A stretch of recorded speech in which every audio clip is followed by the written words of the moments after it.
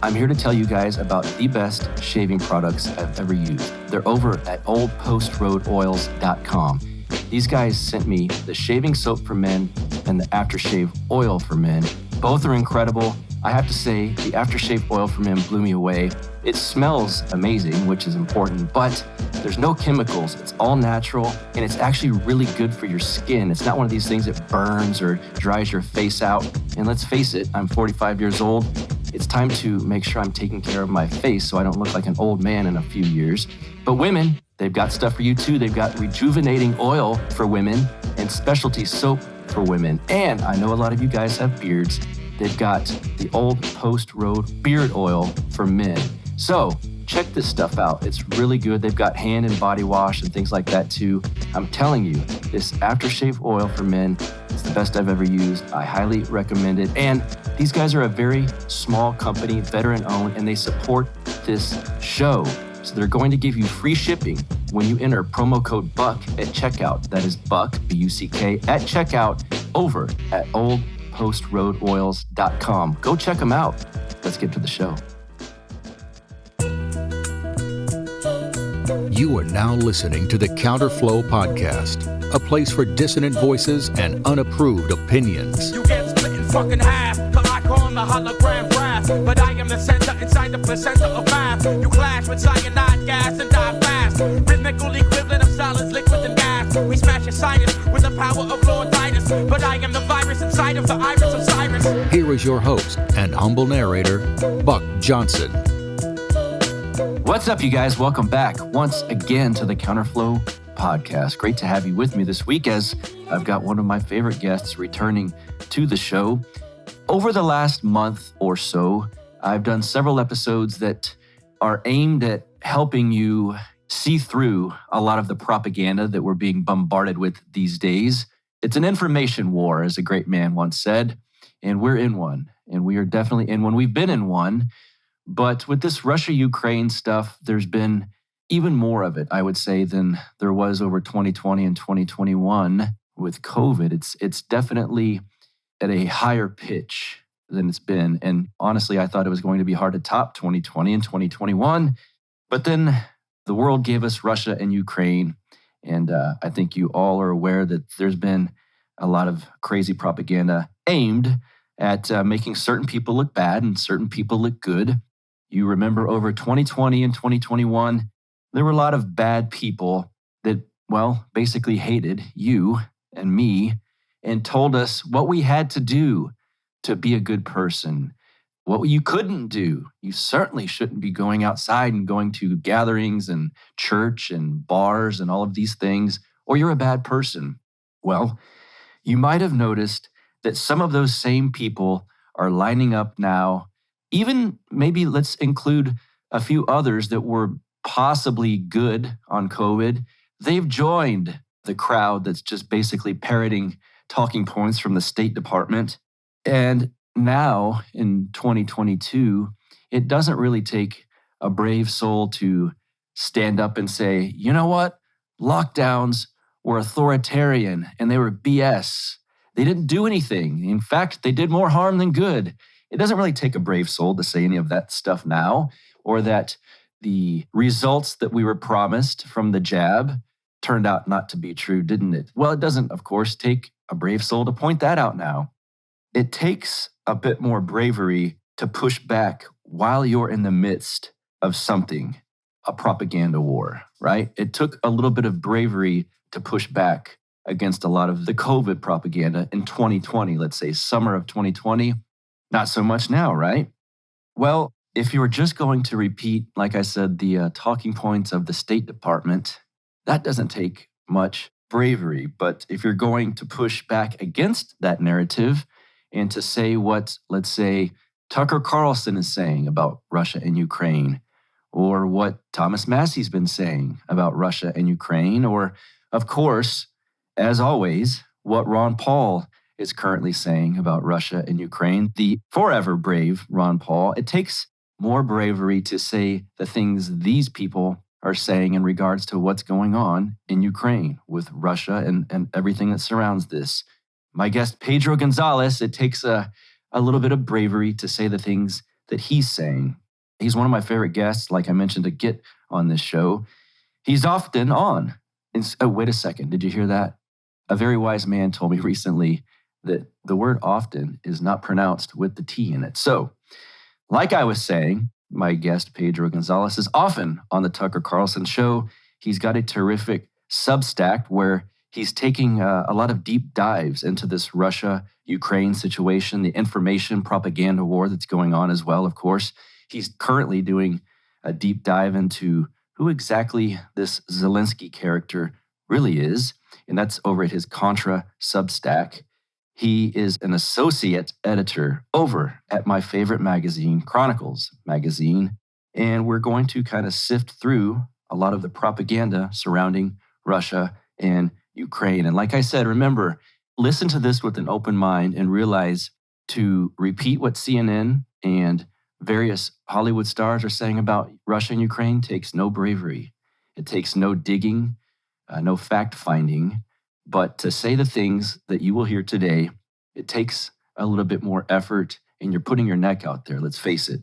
And so we're going to sift through some of this propaganda that's being pushed upon us, as it always is, but like I said, at a fever pitch, as they say right now. Pedro Gonzalez, welcome back to the show. Thank you so much, man. How are you? I'm well. Thanks for having me back. Yeah, I'm always glad to have you. What's keeping you more busy these days? Chronicles magazine, your Substack, your media appearances? I'm all of it. I know that, but I mean, what kind of keeps your time occupied the most? Right now, it's these deep dives that I'm trying to do. Mostly, unfortunately, right now on the whole Ukraine-Russia war. Mm-hmm. That's taking up a lot of my time, and I will publish that wherever I can. So I've published with Human Events recently. I did a kind of deep dive into the fog of information war that has enveloped this conflict. I published a deep dive into the origins of the Ukraine-Russia war in my Substack, and I am currently working on a deep dive into Zelensky. And there have been a few pieces about him here and there, but they're usually kind of these short takes that don't really... I think that maybe this is me coping, but are you there? I think I lost you.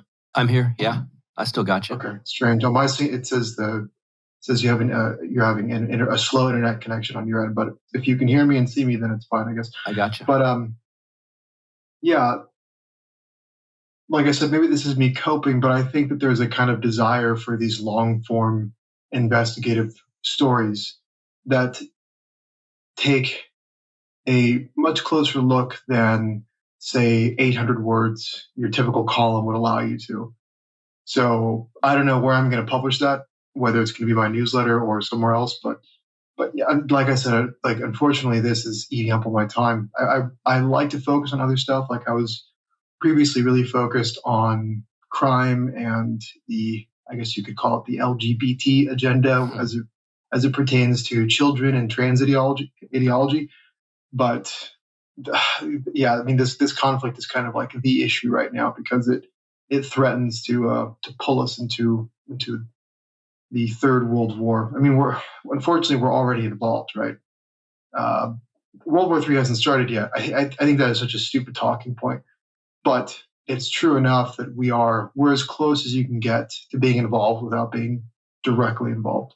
So, well, that's a good jumping point here because I wanted to talk with you about, among other things, we'll start with Russia and Ukraine. And you mentioned some deep dives that you have been taking. And for my audience, that as far as I can tell, because all of the things you said sounded familiar because I've read them, that's all available on your Substack. And we'll plug, of course, that kind of stuff towards the end here. Thank you. Let's see if I can kind of put a little bit of my opinion out there and then get some feedback from you. I would say to start, and this isn't some kind of nod to being PC by any means, but I do think it's a tragedy for the people in Ukraine. the citizens of Ukraine. I would lay a lot of the blame at what I would call the Western liberal elite. And historically, of course, we all know that they've faced zero accountability. And I suspect they will continue to face zero accountability. But the foreign policy decisions that Western elites, we can call them neoconservatives, we can call them liberal interventionists, that always, a lot of the problems that I see always point back in that direction. Is that how you see it or no? Yeah, I think that's right. Which right now, unfortunately, it's really interesting because we're not at war, but it feels as if we are. In the sense that when you're at war, there is, to some degree, an understandable desire to basically get everyone on the same page, which entails silencing opposition, specifically anti-war opposition, right? The countries at war, you generally don't really like to hear people preaching a peaceful resolution, right? We're not there yet, although obviously Washington wants to get us into like an actual shooting war. I think that's just indisputably true.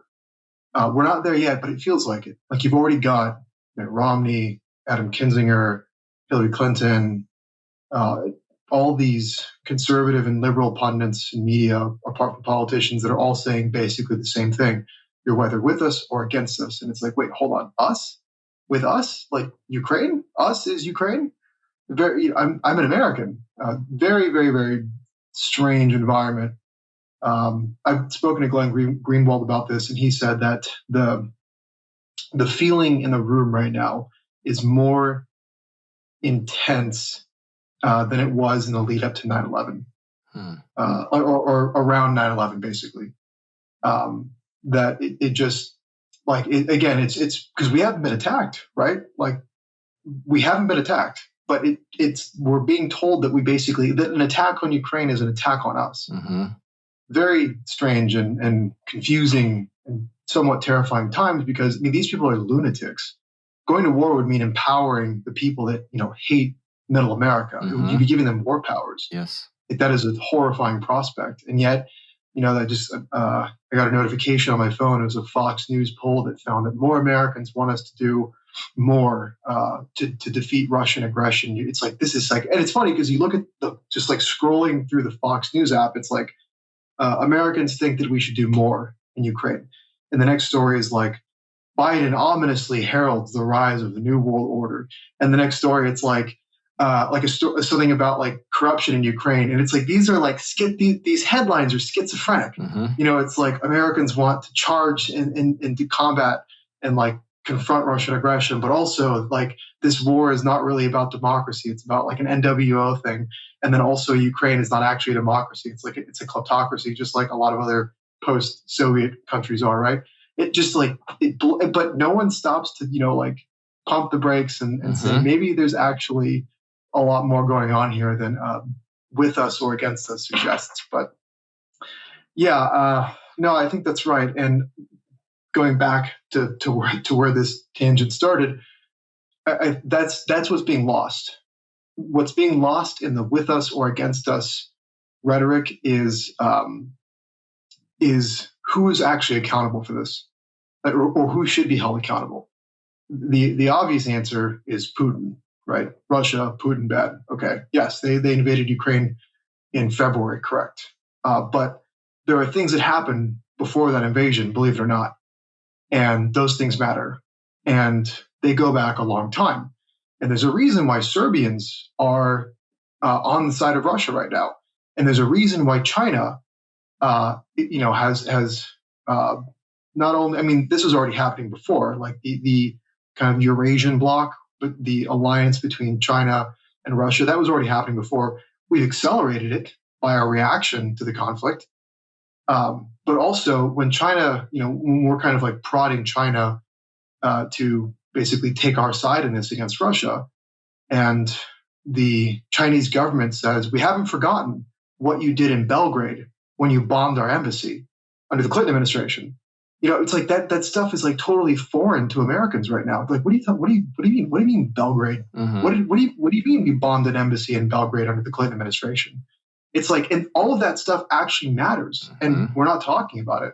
So yeah, absolutely. I think the Western liberal internationalists absolutely have blood on their hands.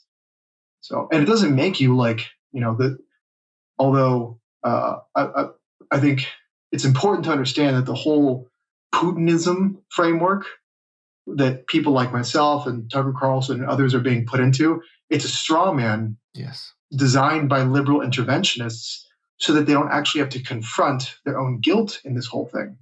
Yes, it's some of it in my mind has to stem from, we've already been told Putin was the enemy in 2016 because, oh my God, he gave everyone Trump, not Hillary, the rightful owner of the next presidency. Yep. And this whole Putin, anti-Putin thing came about big time through those years. And I have to think part of the American public has still this thing where, oh my God, that son of a bitch gave us Donald Trump, so I hate him no matter what. So that means if he invades Ukraine, I like Ukraine. But there's people that I see that I would call Trumpers that should know better, that are kind of falling for this anti-Putin stuff now all of a sudden. And some of the same people just told us a year ago that the Zelensky government was in bed of sorts with the Biden family and the corrupt Biden family, and now they act like the guy's a hero. Yeah. I mean, this is a good question, right? Alexander Vindman, who is a Ukrainian American, I wonder if there was any kind of collaboration between Vindman and Zelensky. I have no idea, but I mean that's something that's popped into my mind, because I think a really good place to start kind of reading about this is in Tablet Magazine. There's a columnist named Lee Smith, and he wrote an article recently. I think it's called "Ukraine's Deadly Gamble," and he talks about how the Ukrainian government is very closely connected to the Democrat-NGO complex, and that if you looked at, I guess we can call it Russiagate 2.0, or I don't know, the Burisma-gate, whatever you want to call it, the whole Hunter Biden scandal, that there were a lot of Ukrainian/Ukrainian-American players involved in that. So it raises a really good question. How involved was the Ukrainian government in that whole thing? And by thing, I mean this campaign to make Trump look like he was trying to get like a tit for tat, right? So I don't know. I have no idea, but I've thought about it because, again, Ukraine is not this beacon of democracy that conservatives and liberals have made it out to be. It's just another corrupt country that emerged from the ruins of the Soviet Union, and we've just been lied to that it's somehow different from it's somehow uniquely free and prosperous. It's just not true. I mean, it's gotten a little bit better since the color revolution that the U.S. State Department backed in 2014, but not that much better. It really hasn't. I mean, you can look at like corruption indexes and like GDP growth and stuff like that. It's improved marginally, but I mean, it's still the same. It hasn't really fundamentally changed. Like the country is still very much run by like an oligarch NGO complex, of which Zelensky is a product. And yeah, it's incredible. I mean, I don't know how else to refer to it as other than gaslighting. Yes. Americans have been gaslit into thinking that Ukraine is like the best country ever, and it's like it's insane. And again, all of these things, these lies play into the enemies of middle Americans, populists, whatever you want to call them. Yeah. Like when Michael McFaul, I think he was a professor at Stanford. He was also an ambassador to Russia. When he says that there is no such thing as an innocent or neutral Russian, he's thinking about. I mean, I've made this point several times. He's thinking about deplorables. Yes. Like I think that the Russian is a stand-in for the kind of American that they hate. Yes. This kind of backwards person who needs to be dealt with, for the brave new world to truly emerge. And I think that's important to remember But of course, conservative pundits and Republican politicians have completely failed in actually informing their base and looking out for their interests. Mm-hmm. One of my favorite sponsors is back with us here on Counterflow. That would be Texas Scorecard. Anytime you want to find out anything that's going on in the Texas political scene without a bad propagandized media narrative, just visit Texas Scorecard. They were founded in 2015 by a former Ron Paul congressional press secretary. They're Texas-based, they're a Texas-focused counterculture media organization. They've got so many cool things over at Texas Scorecard. Lots of podcasts, videos. Actually, I was a part of that. You can find a video there of me being interviewed in the Texas Scorecard studio. They've got live programming. They've got a print edition. They've got a very popular daily email newsletter highlighting the biggest stories of the day. They've even got a program to help grow the next generation of disruptors, and we like that. Their mission, disrupt statism and reconstitute self-governments. They are pro-citizen. They serve the grassroots against big government through narrative, tools, and information. They do not align with any party. I think that's very important. They work to hold lawmakers on both sides of the aisle accountable. They're a nonprofit. There's no paywalls. You guys aren't going to have to pay for any of this.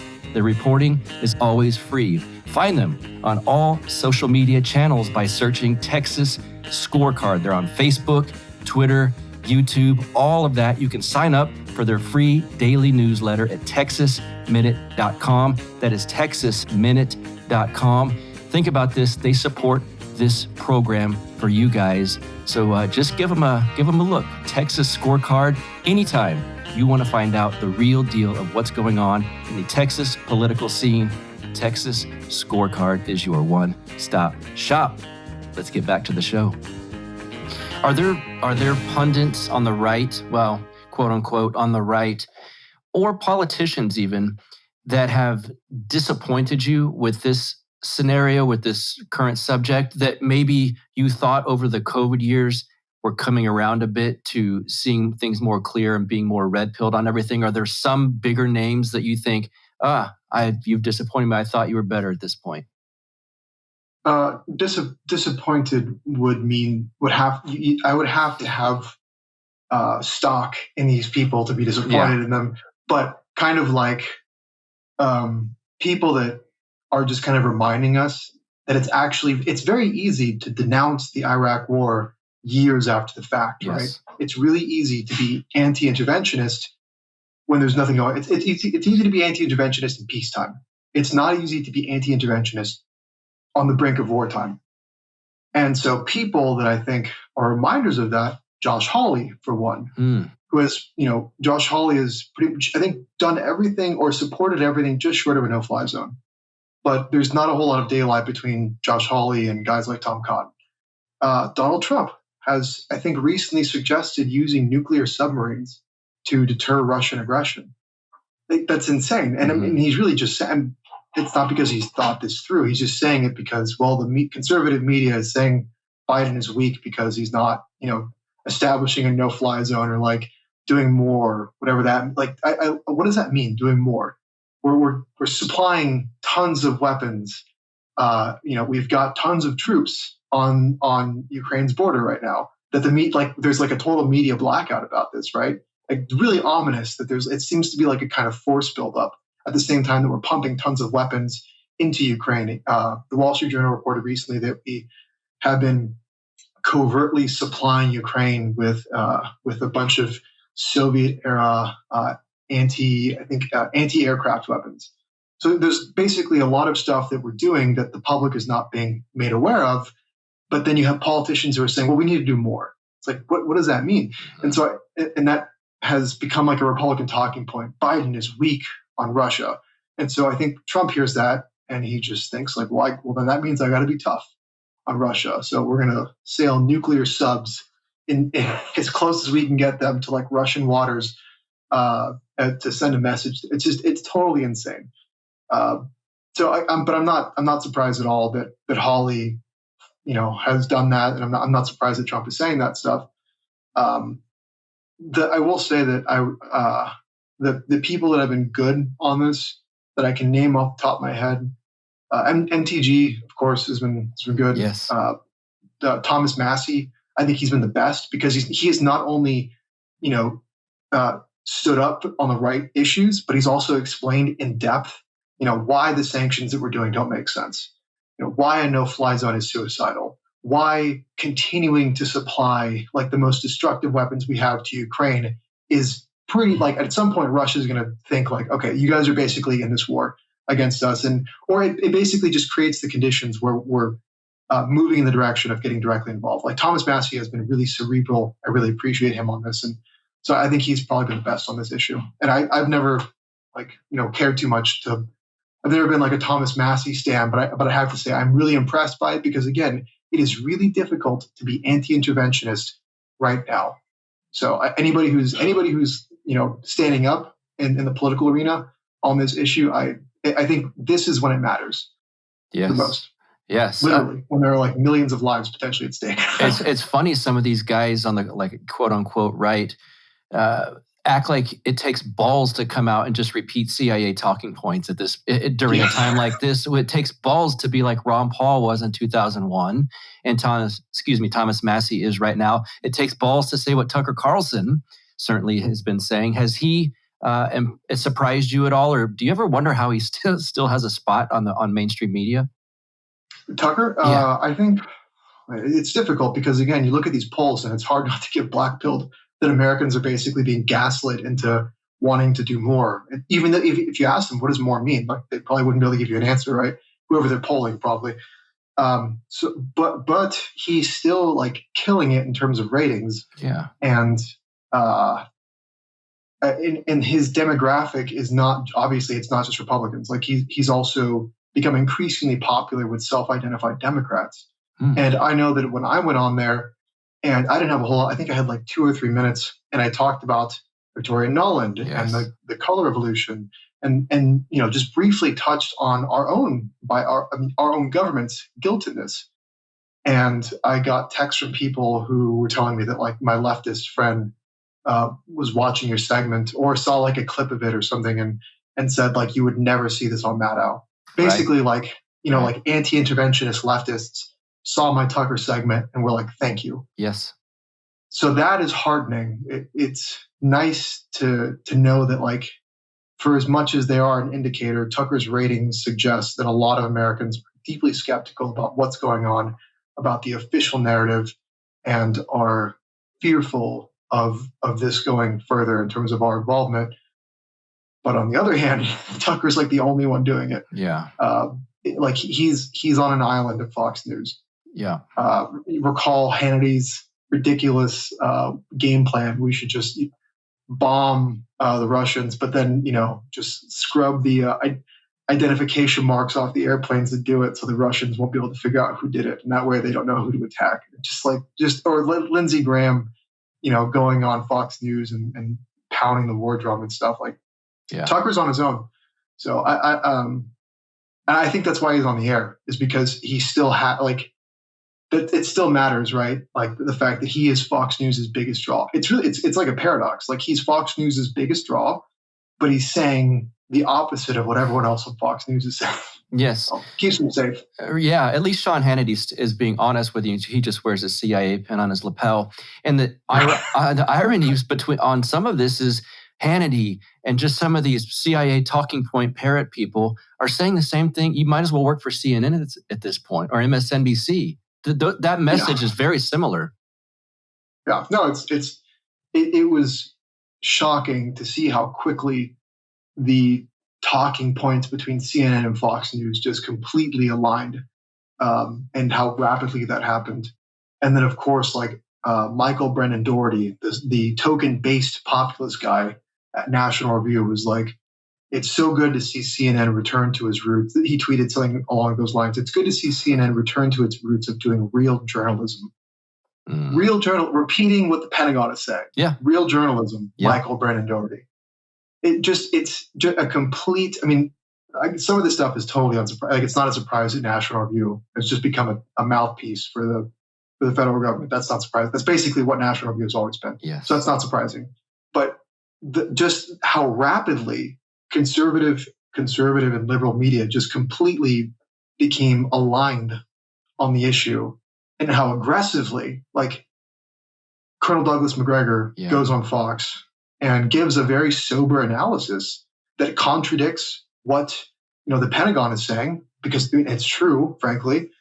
And then Jennifer Griffin comes on, who's basically she's literally a mouthpiece for the State Department, for the Pentagon, for the CIA. I mean, like, name it. Like, she's just a mouthpiece for the federal government. And she comes on and she's just like horrified that Macgregor spoke frankly about the situation and kind of denounces him. And Trey Gowdy's just there kind of like nodding along as she's accusing him of spreading Kremlin disinformation. And then I love it.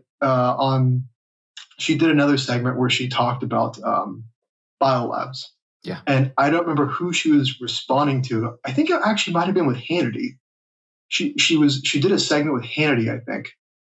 And Hannity, it was actually one of his good moments. He kind of just said, like, what's the deal? There are people that are saying we don't have biolabs, but it's clear that we do. What's going on here? And then Jennifer Griffin, had her like Pentagon talking points, and then Hannity asked her, well, what's your evidence for what you're saying? And she's like, and it's like a moment of confusion. She's like, well, I have the Pentagon fact sheet right here. So she's just repeating she's literally repeating the lines that the Pentagon gave her. And she's like, well, you're supposed to trust the Pentagon. Yeah. That's great. I mean, she might as well have said, I've got my script that they gave me right here. That's pretty, no, I think she literally said, I've got like my fact sheet right here that I was given, of course, and then told to repeat on television. And then it wasn't like Hannity was like, dogging her. He just asked an innocent question. What's your source? Yeah. Federal government. What you mentioned the name Victoria Nuland, and that's a name that should be fairly familiar with some of my listeners, and especially if you watch Tucker, because he's been an open and honest reporter on her. What can you talk about? And again, this has been in your deep dive that I read some of this stuff. What role has she been playing in the last several years and currently on this whole mess with Ukraine? She has been called the architect of U.S. influence in Ukraine because of how instrumental she has been in developing our influence in that country. And I mean, this woman is a dyed-in-the-wool ideologue. I think a lot of people are really cynical in D.C., obviously, and especially in the foreign policy scene. Like, these people are in it to plunder countries, not make them more democratic. But I think Victoria might actually be like an actual true believer. I don't want to give her too much credit, but she's married to the ideologue in chief, neoconservative Robert Kagan. So, this woman lives and breathes liberal interventionism and neoconservatism. And John Mearsheimer wrote an article for Foreign Affairs, and I think it's actually called like how the West is to blame for. He's like done a few talks and written a few articles that begin like how the West is to blame for the Russian crisis or something like that. And he's right, which is why you don't really hear from Mearsheimer in the mainstream, because it's true, right? And we don't like to hear the truth.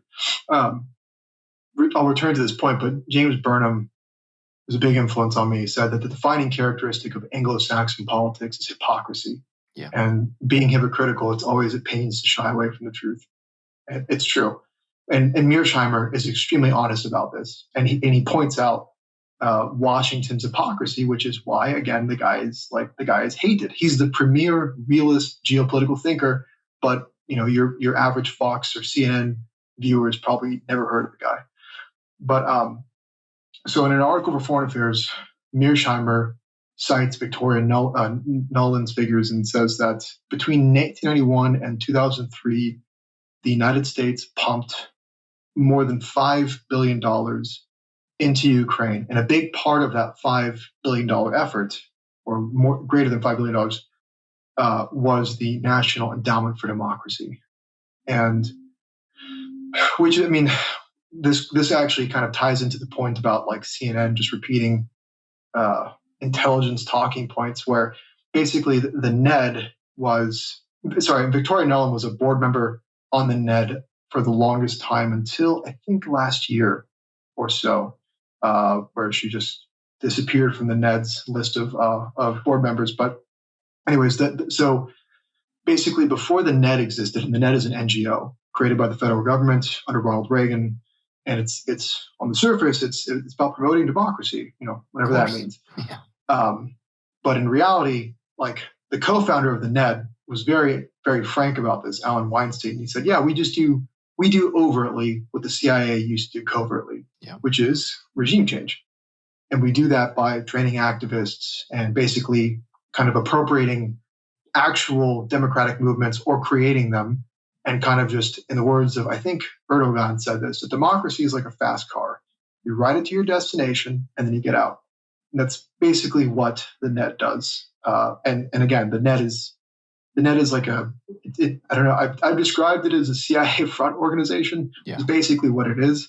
But the whole purpose of the NED, according to Weinstein, was to reduce, I think it's called flap potential. And what that means is like flap potential is like embarrassing moments for the CIA. Embarrassing moment, such as when Ramparts magazine, this monthly lefty mag, I think it was based in California, they ran an article where they said, they claimed that they had information that a student organization, I don't remember the name of it right now, it's like National Association Students something, that the CIA had, through financing and secret collaborators, turned this student organization into an arm for foreign policy.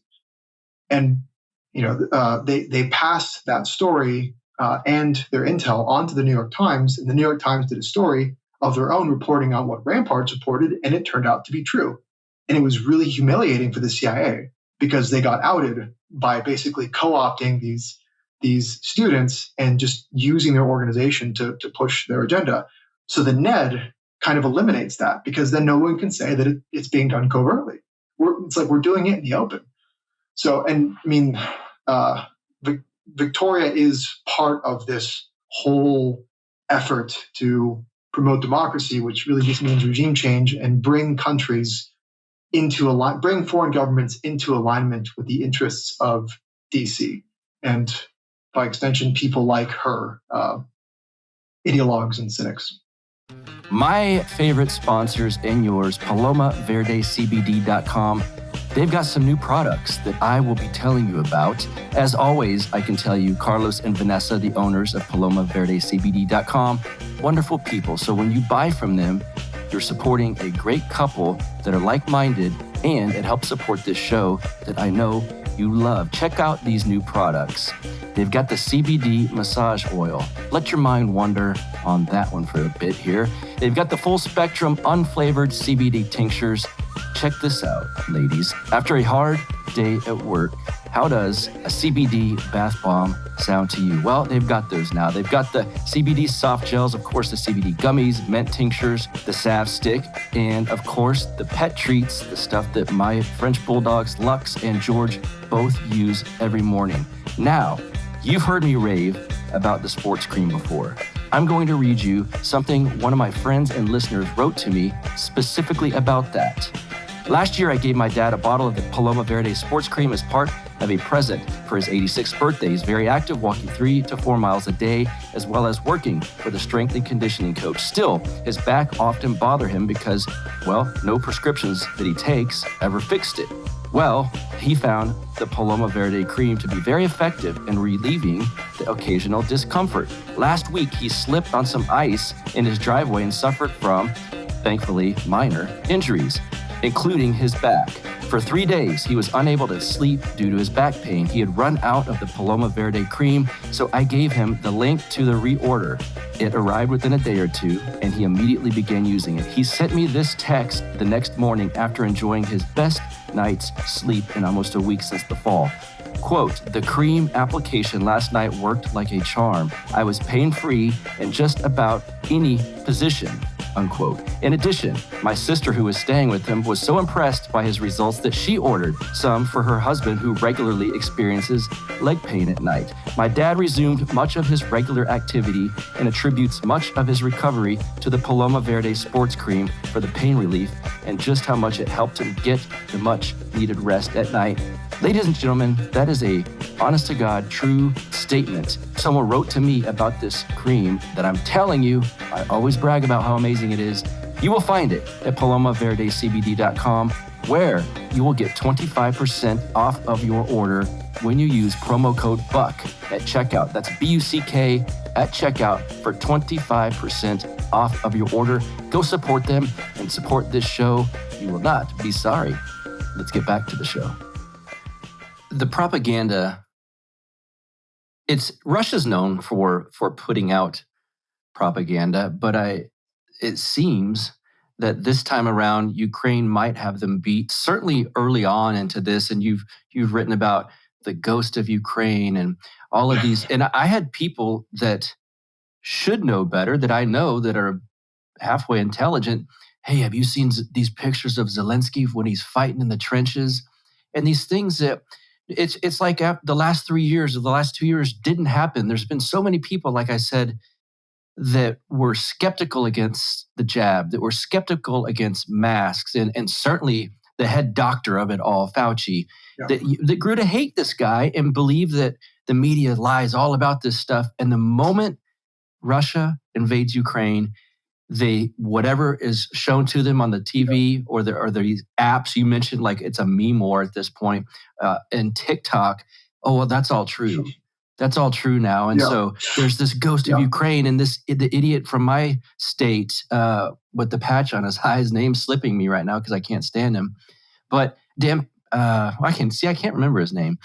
Dan Crenshaw. Crenshaw, yes. He's tweeting about the thing like it's real. Yeah. And I guess I'll just get your comment on on just the propaganda, and that unfortunately people that should not be falling for this are eating it up. Well, I think that's why it's so effective, is that it's funny. I hate to cite the New York Times, but occasionally they'll do good reporting or good content, but then they're completely oblivious that it applies to themselves. And so they did an article on misinformation, and they listed I think 4 factors that drive it: psychological and social factors that drive misinformation. And a key one was simply that people, that misinformation is effective when people want to believe it. Simply put, like, it's not like that you, if there's like a meme or something that is just, opposed to what you believe in or something like that, like you're obviously immediately going to think like that's fake, like, or it offends you, whatever. You continue scrolling, interact with it. But when you're presented with something that appeals to something in you, some bias or some prejudice, whatever, then you basically choose to believe in it. Although maybe some part of you knows, this might not be true. It's true enough. Mm-hmm. And I think that is why, especially for conservatives who, like you said, they got wise to Fauci and they got wise to the whole COVID stuff. But they have allowed themselves to be deceived by these pro-Ukrainian memes, because it appeals to something, or a collection of sentiments. And I think the most obvious one is this kind of like residual Russophobia that Americans still have. Like, like a lot of us saw Red Dawn. And grew up bashing and hating commies for good reason and stuff like that. And so that's certainly part of it, I think. There's also, like you said, like some conservatives do actually think that Russia has been meddling in our affairs and stuff like that. So I think that's why the Ukrainian propaganda has been so effective, is because there's already something in the target population that makes them susceptible to it. And I think another aspect of it is that a lot of this stuff has been tailor-made to American and specifically conservative sensibilities. The Second Amendment, 1776, nationalism. It's all there. And that's why it's so effective. That's why it's so seductive and so dangerous, because Russia's information campaign, I would say, has been mostly inward, in the sense that they want to, as much as possible, kind of downplay the cost of the war in terms of manpower, how many people are getting killed or whatever. The number, like 15,000, is just insane. Like, Ukraine has not killed 15,000. Right. I'll retire from commentary if I'm wrong about this, but 15,000 troops killed. I mean, I'm sure it's higher than Russia thought, but it's not 15,000. But in either case, it's higher than Russia, I think, thought it would cost them, right? So their information campaign is more of like suppressing the cost of the war to the Russian population to keep morale up, whereas the Ukrainian misinformation campaign is mostly directed to the outside, to get other people to come and help them, and both of these things are totally understandable and rational. But obviously, I have a much bigger problem with the Ukrainian misinfo because it's aimed at getting my country involved in their war. And it goes to such great lengths as, suggesting that if you don't come to our side, then you're guilty in the next Holocaust. Yes. That, you're watching the next slaughter of innocents, and, every death among us is on your hands. Like that, like it triggers like a primal resentment in me against being morally blackmailed into doing things, right? So that's why I've primarily focused. People have asked me, why won't you focus on Russian misinformation? What Russian misinformation has been trying to provoke the United States into entering this war? They've been, it's like, again, their stuff seems to be mostly focused at mitigating the perception that this war is not going according to plan for them. It's not trying to, like Zelensky is still talking about getting the West involved in closing the skies over Ukraine, which would necessarily entail shooting down Russian aircraft and destroying Russian anti-air defense systems that are both like that would probably mean strikes on Russian territory. Mm-hmm. So, where do you see some of this going? Not even some of this broadly, where do you see this going? Well, obviously my worst fear is that we actually get involved and we have boots in the ground and we're shooting at Russians, because then I think Russia's, I think their only recourse really is tactical nuclear weapons. Mm-hmm. And I think that Americans who think that Russia would not do that, they think that for a variety of different reasons. And maybe one of them is they think that they think of ICBMs, right? Like these massive yield nukes that are just like no one uses them because the amount of destruction involved is just insane. But Russia actually has a large supply of tactical nuclear weapons. These are lower yield and they're designed for more surgical strikes. And I think that it's more than likely that Russia would actually use those to defend itself, because what other options would it have against NATO forces, right? Being outnumbered and outgunned like that. The only thing they have is in that event would be tactical nuclear weapons, which they have more of than the United States in Europe. So, yeah, that would be, and that's to say nothing of the secondary effects, mm-hmm. You thought the Patriot Act was bad, and the post 9/11 world was bad, and the deterioration of civil liberties was bad. I imagine that this would be much worse, because our elite, our ruling class, is even more psychotic today than it was back then. And so, that for me is why I've stuck my neck out, and I've been, focusing all my time on pushing back on misinfo that's aimed at us, and trying to, show this other side of the conflict that look, there's no reason that we should believe that this is a war for democracy and nationalism and stuff like that. And obviously the tragedy here is that Ukrainian civilians are caught in the middle of this. And there is actually a real nationalist sentiment in Ukraine. Mm-hmm. But the paradox for those nationalists is that it's being used, no one is scratching their head at the fact that George Soros is rooting on Ukraine. Right. Big fan of nationalism, right? Yeah. It just, there are so many questions here that the appropriate response for us would be to step back and say, hold on, we're not actually being told what's really going on here and what's actually at stake. So my worst fear is the obvious World War III, nuclear war edition. You come from. I think I should say it's insane that you're also seeing people at the Atlantic, these nerds who. And crybabies like Adam Kinzinger, who I love that my friends in the military have pointed out that Adam Kinzinger would never be near a no-fly zone because of the kind of aircraft that he flies. It's like a taxi. So in the event of a no-fly zone, like he would still be out of harm's way. But so you have these people like him, these losers, who are basically now pushing this line of like, why are you afraid of nuclear war? Like, what's the big deal? Yeah. Isn't it worth it to defend democracy? I honestly wish that we could deport these people to Ukraine and put a rifle in their hand if they want to fight for Ukraine so much. Yeah, I'd like to deport them further than that, but I don't want to get I don't want to get this I don't think episode. The Ukrainians want them. The Ukrainians would probably send Adam Kinzinger back from the front line. Yeah, and while we're talking about that briefly, you are probably the best at pointing out how often these soft, effeminate, loser, quote unquote men are always trying to take this tough tactic, like just it's all verbal, of course. They're not physically going to do anything because they can't. But even Lindsey Graham, these just soft, disgusting human beings that usually make up neocon philosophy, they're still at this, and no one. I just wish someone could challenge them physically or just do something. Even the guy, I think it was the guy you're talking about, Kinzinger, was making fun of the UFC fighter that Tucker had on. That's right.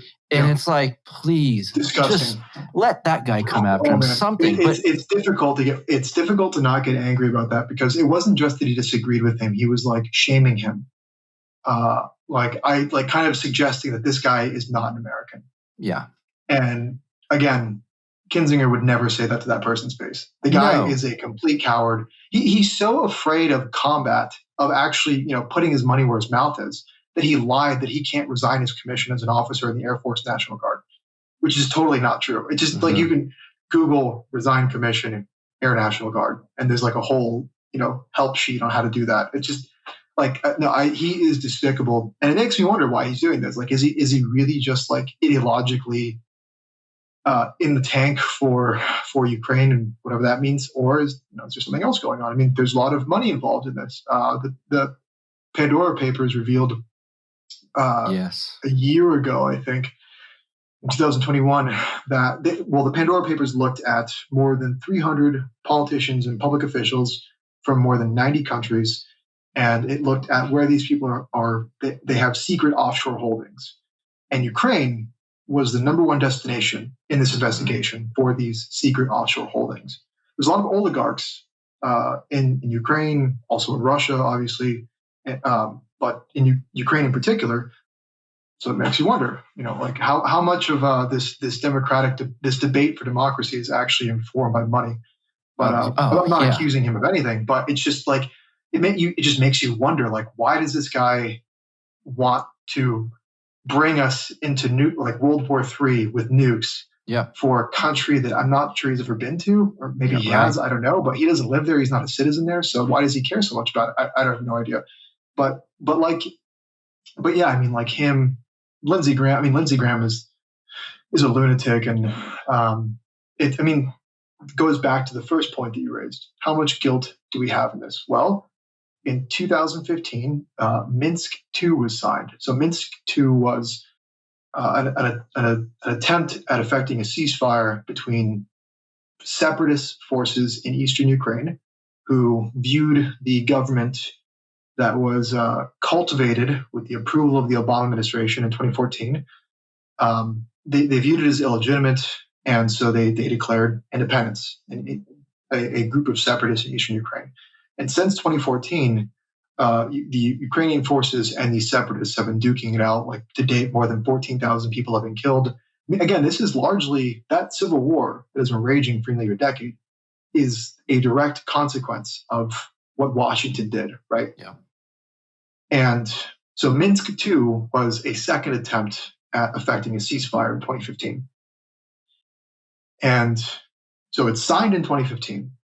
By 2016, you have Lindsey Graham, John McCain, and Amy Klobuchar in Ukraine alongside former Ukrainian President Petro Poroshenko at a military base talking to soldiers saying, Lindsey Graham, 2017 will be the year of offense.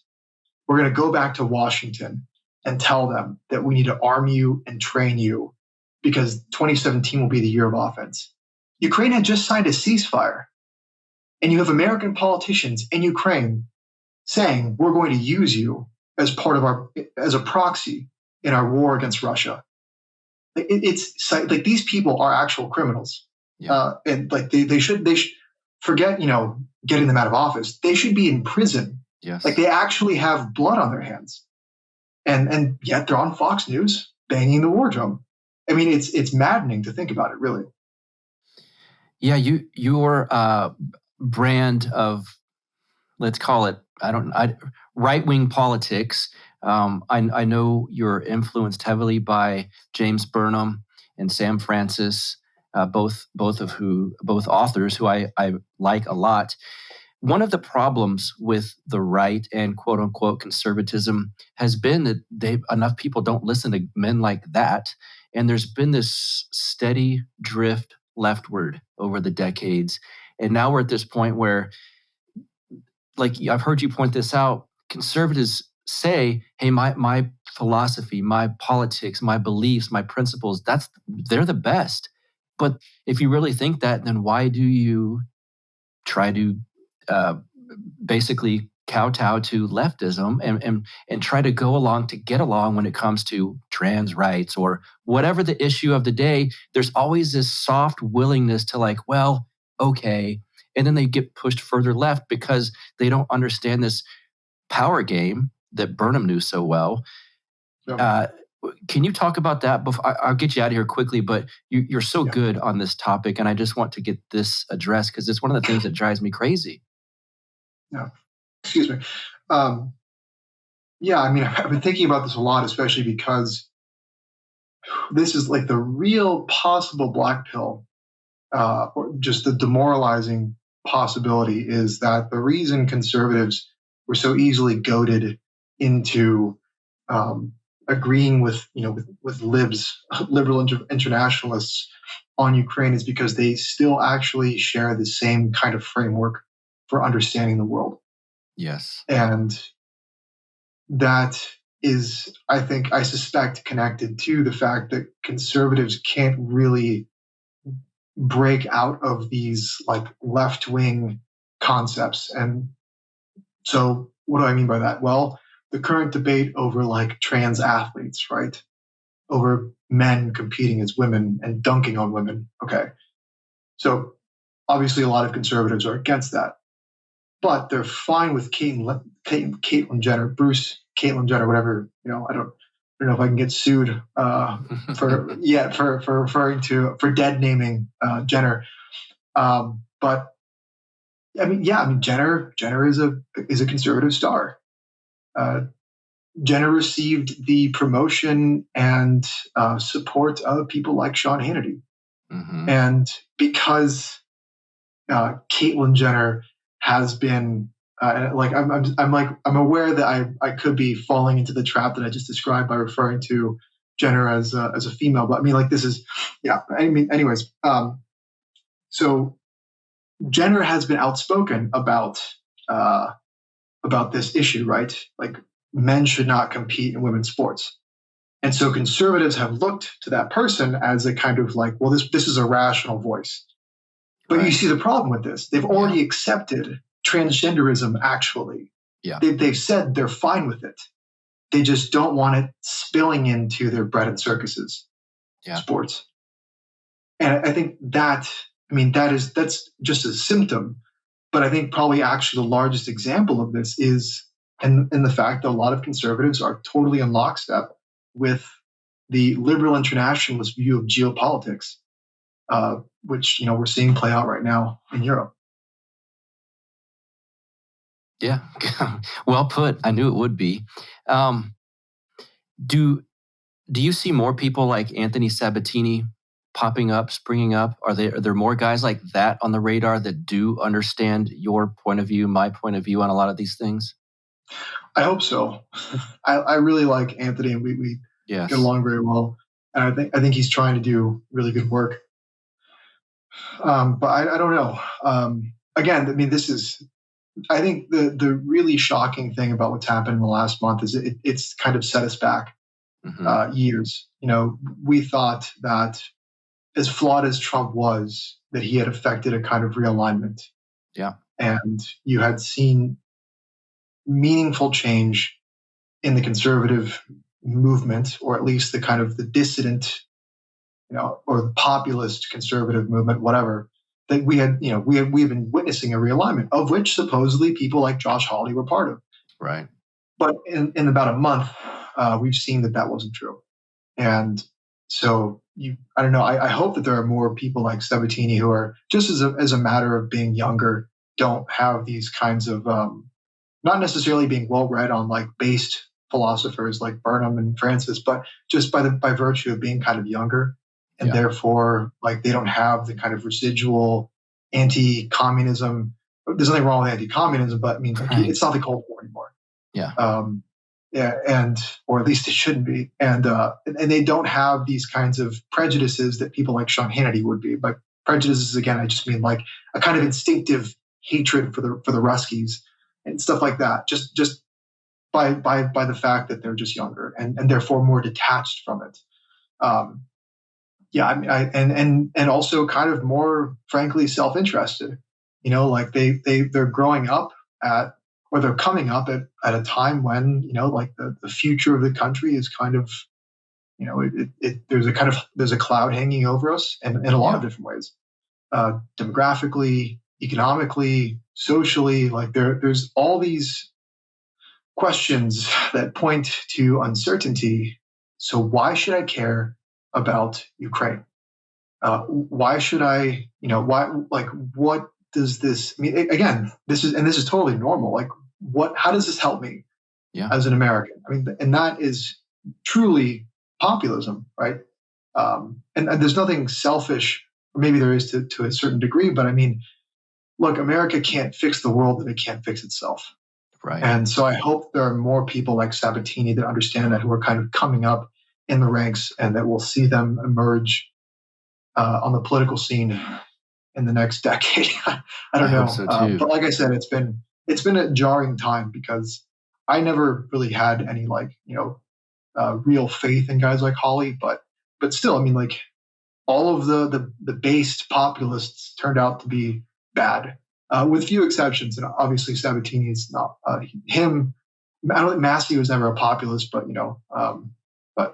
there are a few light spots. So I hope that there are younger up and coming people that are kind of paying attention to Sabatini, to Tucker Carlson, to other people that haven't lost their minds.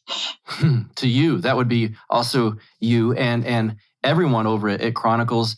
I'll get you, as we get out of here, to plug anything you want, really. Substack, Chronicles, your social media presence, anything you'd like. Yeah. So my social media, I use the same handle across pretty much every platform. It's Emeriticus, EMERITICUS. My newsletter is at contra.substack.com. And you can read my columns at chroniclesmagazine.org.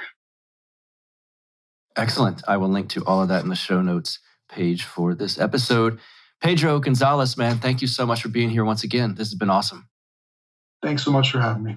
Yeah. What a great guest Pedro Gonzalez always is. And he's really busy. He's, like I said, he's on Tucker quite a bit. He's a very busy guy. He's got Chronicles magazine. His Substack is quite great. And he's always doing media appearances. So to make time to come back onto this show is really cool. I'm glad to have him on the show and on a semi-regular basis. I'll try to get him again, of course. As for this show, counterflowpodcast.com is the site to find everything related to this show. It's got all my social media links, Twitter, of course, at Buck Rebel, BuckRebel. It's got the Patreon link. If you find any value in this show and you would like to give me as little as $1 a month, as much as you'd like, you can do that at patreon.com/counterflow. And let's see, I think that's about all I got. I told you last week that I was going to have an awesome guest this week, and that was Pedro. Well, the awesomeness is not slowing down. I cannot wait for my guest next week either. It's someone, here's your hints. I gave you some hints last week on Pedro. The hint or two for the guest next week. He's never been on the show before. And when it was called Death to Tyrants, or as it's been Counterflow, he's never been on. He is sometimes on the fourth hour of a very, very, very well-known show that I can't say. I don't want to upset the algorithms. And it's a show out of Austin, Texas that's been on for a long time. So that'll give you the hint. My guest next week is Sometimes. He hosts the 4th Hour. And let's see, what other hints shall I give you? He is a great debater, and he's awesome. There you go. Oh yeah, he's quite up on a lot of the occult symbolism in Hollywood movies. How about that? Does that give you any clue? Until next week, I hope you guys have an awesome week. Talk soon. You get split in fucking half, till I call him the hologram graph. But I am the center inside the placenta of math. You clash with cyanide gas and die fast. Rhythmical equivalent of solids, liquid and gas. We smash your sinus with the power of Lord Titus. But I am the virus inside of the iris of Cyrus. Like the sound of the Counterflow podcast? Our audio production is provided by Podsworth Media. Check them out at podsworth.com.